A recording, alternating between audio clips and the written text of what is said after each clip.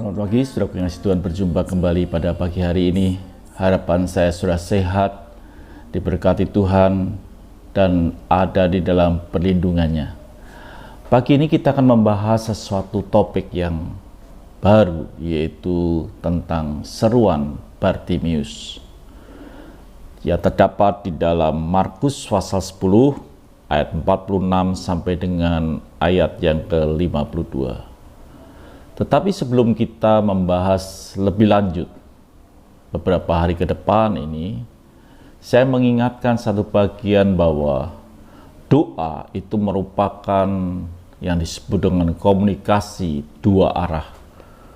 Artinya bahwa seseorang menyampaikan sesuatu, mengucapkan sesuatu, seseorang mendengar, dan ada komunikasi satu dengan yang lain. Itulah yang disebut dengan doa, saudaraku. Saudaraku yang kasih Tuhan, kalau itu tidak terjadi, maka itu bukan doa, saudaraku.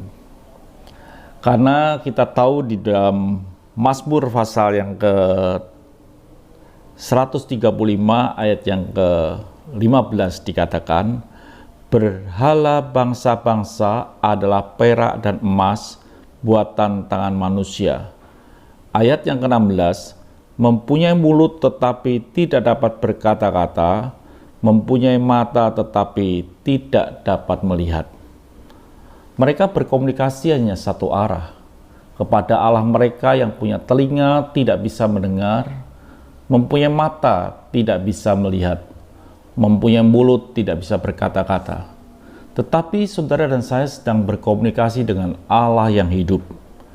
Di dalam Yesaya 38 ayat yang ke-5 dikatakan, pergilah dan katakanlah kepada Hizkia, beginilah firman Tuhan, Allah Daud Bapa leluhurmu, telah ku dengar doamu dan telah kulihat air matamu, sesungguhnya aku akan memperpanjang hidupmu 15 tahun lagi. Ini kisah Yesaya pada waktu itu sakit, dan dia menangis, dia berdoa, dan Alkitab catat, Tuhan berkata, aku telah melihat air matamu. Dan Tuhan menjawab, artinya bahwa Tuhan juga mendengar keluhan apa yang diucapkan oleh Hizkia. Dan Tuhan memperpanjang 15 tahun umur Hizkia. Artinya bahwa Allah juga punya kuasa pada waktu itu. Allah memiliki otoritas yang luar biasa. Jadi saudaraku yang kasih Tuhan, bahwa kita ini sedang berbicara, berkomunikasi dengan Tuhan yang punya telinga yang bisa mendengar, mempunyai mata yang bisa melihat, mempunyai mulut yang bisa menyampaikan jawaban, dan mempunyai kuasa yang bisa memberi otoritas kemenangan, otoritas kesembuhan, dan lain sebagainya. Kalau kita mengerti ini, maka doa kita akan menjadi sesuatu yang bergairah. Datang kepada Tuhan ada sesuatu yang betul-betul menggairahkan hidup kita. Karena doa ini sesuatu kesempatan, saudaraku. Di dalam Ibrani pasal yang keempat 16a dikatakan, sebab itu marilah kita dengan penuh keberanian menghampiri tahta kasih karunia. Doa adalah kita menghampiri tahta kasih karunia Tuhan. Ini sebuah kesempatan di mana kita ini bisa menghampiri tahta kasih kemurahan Tuhan di dalam hidup ini. Betapa menggairahkan jam-jam doa yang kita boleh datang, kita rajut untuk berkomunikasi dengan Allah yang luar biasa, yaitu Yesus Kristus. Jadi doa adalah kesempatan di mana kita bisa berkomunikasi, mendapatkan kasih karunia. Doa bukan kita sedang datang ke meja pengadilan, doa bukan datang di meja bos, di mana kita sedang dimarahi, bukan. Tapi firman Tuhan berkata dalam Ibrani 4 ayat ke-16 tadi dikatakan bahwa menghampiri tahta kasih karunia Tuhan. Apa itu tahta kasih karunia Tuhan, saudaraku? Di fasa atau di ayat berikutnya, supaya kita menerima rahmat dan menemukan kasih karunia untuk mendapatkan pertolongan kita pada waktunya.